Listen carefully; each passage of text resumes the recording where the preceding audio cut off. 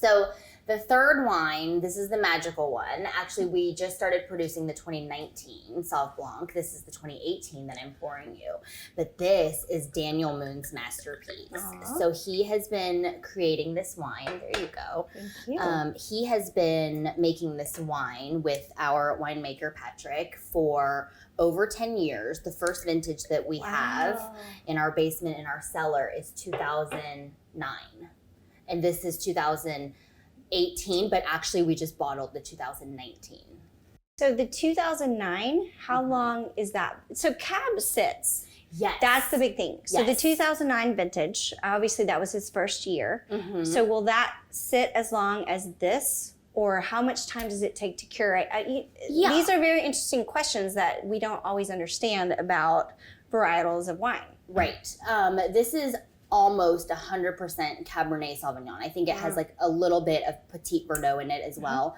But in order, I learned this, to call it a Cabernet Sauvignon, the legal rules is that it has to be at least 95% Cabernet. So it's mostly Cab Sauv.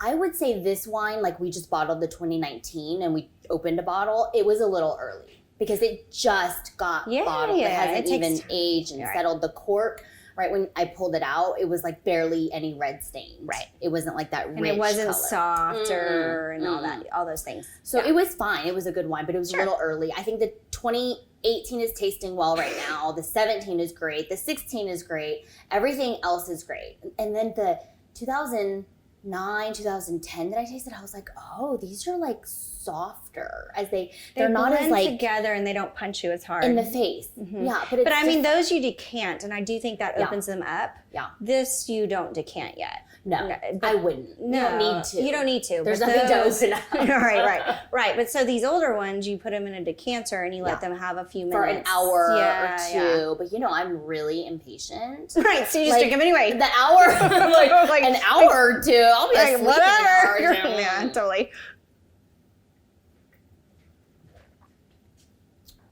Oh, but there's really nothing like a good California Cab. It is There's the nothing quintessential California Cab.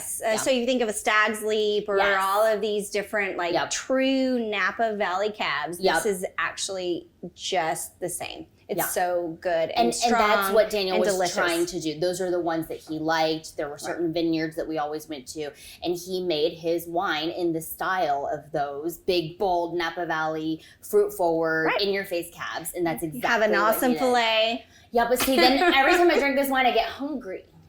Yeah, no, it does. It makes you now because you think munchy. well, but you also like there's something about this kind of wine where you think you equate it to being at a restaurant with great friends, great people. Yeah. You're eating a fantastic dinner. Yeah. And so you want a great steak or a great whatever piece of fish that's very like strong because it's like a camaraderie type. That's true. You know what I mean? That's so I do think it like reminds you of when you had people over, so then you're feeling is to like start eating and munching and calling your friends over. Yes, totally. And so there's just something about it. Well, and I mean, at the end of the day, like all of this, like keep going back to the fact that wine means friends. There's something about it and just having a meal or a great snack and having a great wine, whether it's poolside or at a formal dinner, that there's something so like bonding with it. Yeah. And it does have a personality. That's what I think is so cool is that like you've developed these wines and you've developed the personality and your personality in them. And Daniel has his personality in his. And I think that's so much fun and so exciting and such a great an extraordinary thing to do. And that is so sweet. Yeah, and just watch it evolve and develop. I mean, I will tell you, it's definitely a passion project. It is a labor of love. It is not easy to make wine. We don't take credit for it. We have a wonderful team of people in Napa, where all our juice is from, supporting us and being on the ground and doing the barrel tastings and all of that stuff. And we sort of swoop in at the last, where it's 90% the glamorous done. part. Yes, exactly. Where they've done all the hard work. Yeah, no, but you're involved. And everything I know about you, you work so hard. You're not just a like glamorous on the fringe person.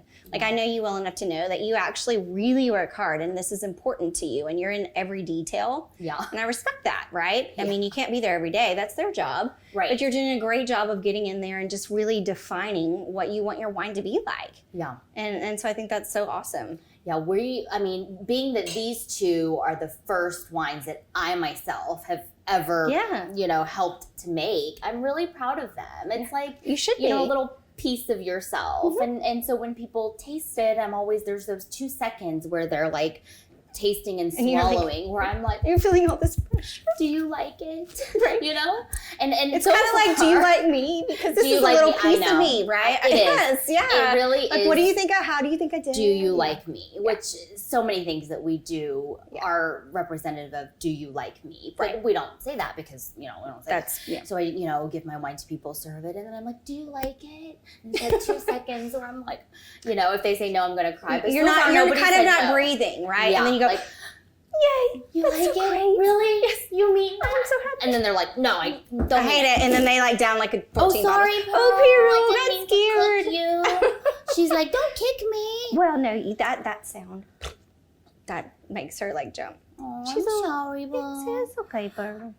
So yeah, it is a little piece of me because we spent so much time and effort and energy and passion into this. So yeah, I do hope people like it. It's amazing. I'm so proud of you. Thank you so much. Yeah. Thank you for coming to the wine launch party. Oh my gosh. That was a good party, right?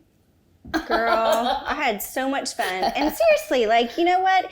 It takes like a lot of gumption, for an old school term, to go out and slay it and do what you want to do. I know, I've done it, right? And so like you went out and you wanted to make wine and you've made wine, and that's so cool. Yeah. And so I think it's pretty cool. We hope that people love it. We hope that it brings people together and starts conversations and friendships and all sorts of things. And I'm always a worrywart, and I asked my husband, I was like, what if we do all this and spend all this money and make this wine and nobody likes it? And he's like, well, you like it, right? Like, you blended it and this is the one you liked.